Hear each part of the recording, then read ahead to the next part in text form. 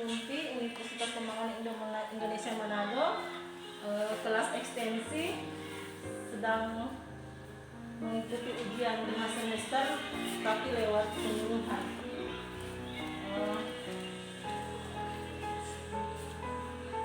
Saya akan memberikan penyuluhan tentang RHD. Penyuluhan tentang RHD biasa disebut rheumatic heart disease. RHD biasa disebut penyakit jantung rematik. Ini merupakan penyakit radang berulang yang terjadi pada usia anak 5-15 tahun, yang biasanya terjadi 2-3 minggu setelah terkena infeksi Streptococcus beta hemolyticus grup A. Penyakit jantung rematik ini pertama-tama dia menyerang jantung dan mengakibatkan terjadi kerusakan pada katup jantung atau pintu jantung yang sebelumnya mempunyai gejala yaitu adanya demam rematik. Kalau anak yang terkena demam rematik, ini akan berlanjut ke penyakit jantung rematik. Bagaimana proses penyakit jantung rematik ini terjadi? Diawali dengan keluhan adanya radang tenggorokan. Biasanya radang tenggorokan ini biasa disebut ISPA, infeksi saluran pernapasan bagian atas. Tapi kalau radang ini kalau tidak disertai batuk, berarti bisa kemungkinan akan menjadi demam rematik. Jadi kalau ibu-ibu, bapak-bapak mempunyai seorang anak yang sudah ada keluhan radang di tenggorokan tapi tidak batuk, itu harus segera dibawa ke rumah sakit, karena itu adalah salah satu penyebab kalau tidak diobati segera dia akan menjadi penyakit jantung rematik.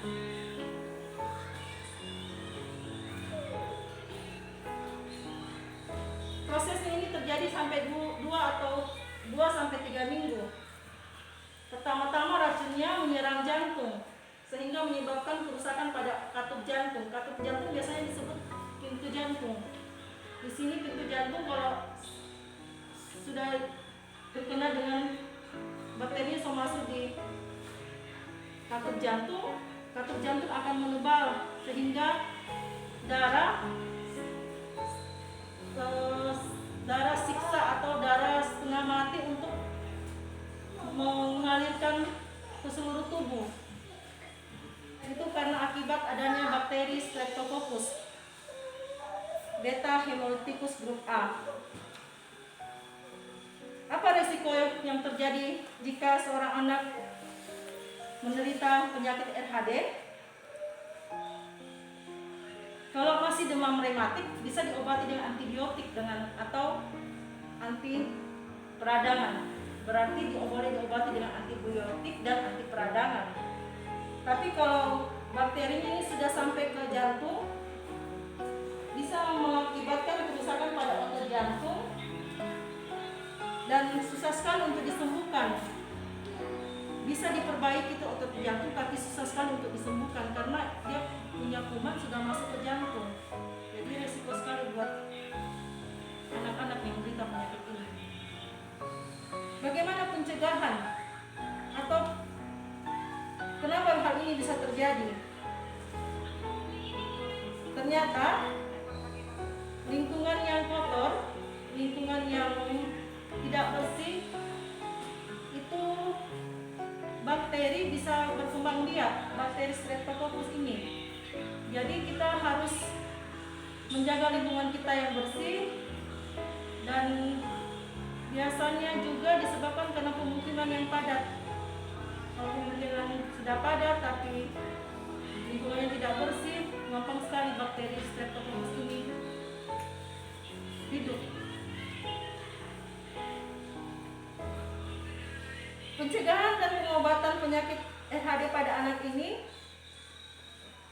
biasanya dia menyerang anak yang umur 7-8 tahun ke atas atau umur 5-15 tahun ke atas. Jarang sekali dikena sama anak kecil.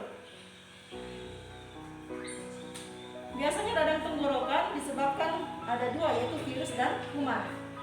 Kalau virus itu bisa diobati, kalau virus itu tanpa pengobatan dia bisa sembuh sendiri. Tapi kalau kuman, apalagi ini kuman Streptococcus beta hemolyticus grup A, pengobatannya harus antibiotik dan pemeriksaannya lebih rumit. Jadi karena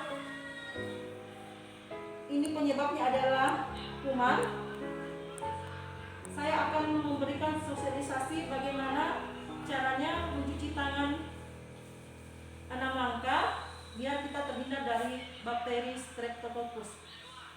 Kita bisa lihat leafletnya. Ada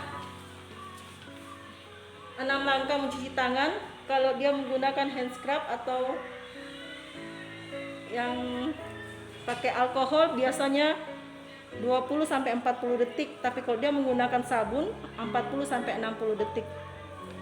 Nanti bisa saya peragakan.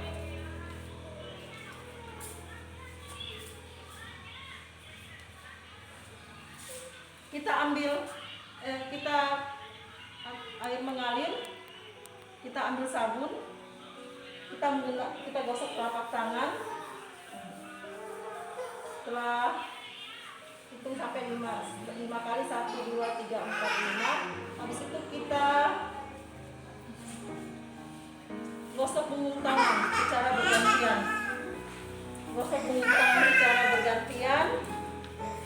Setelah itu kita gosok sela-sela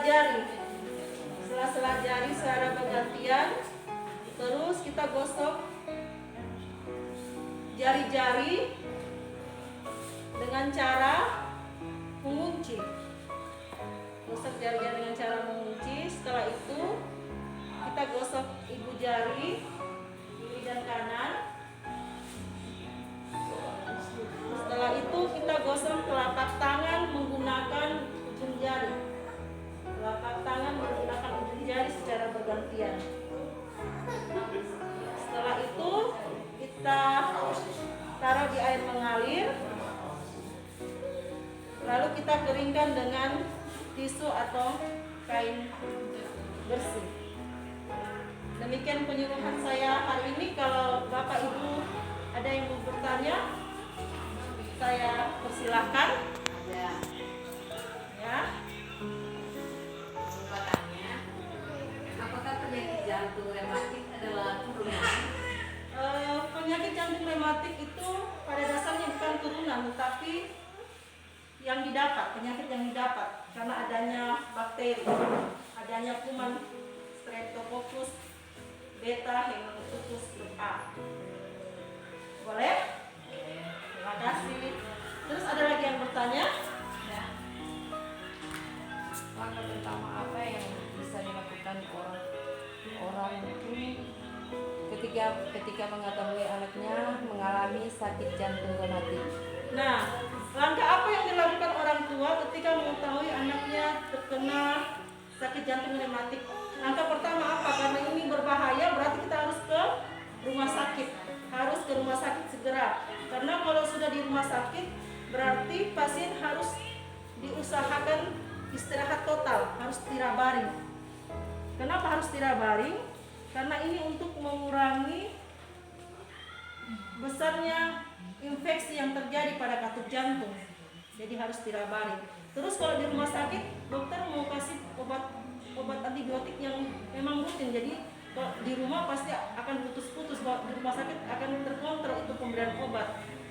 Jadi kalau sudah terkontrol berarti bisa mengurangi risiko parahnya penyakit jantung rematik tersebut. Nah, itu jawaban saya. Kalau boleh dimengerti. Ya, ada lagi yang bertanya? Masih ada perawatan seperti apa yang dilakukan orang tua selama di rumah? Kalau anak sudah dirawat di rumah sakit dan diperbolehkan pulang, biasanya dokter menyarankan dan menganjurkan untuk melanjutkan obat antibiotik tersebut sampai obat itu tuntas. Jadi orang tua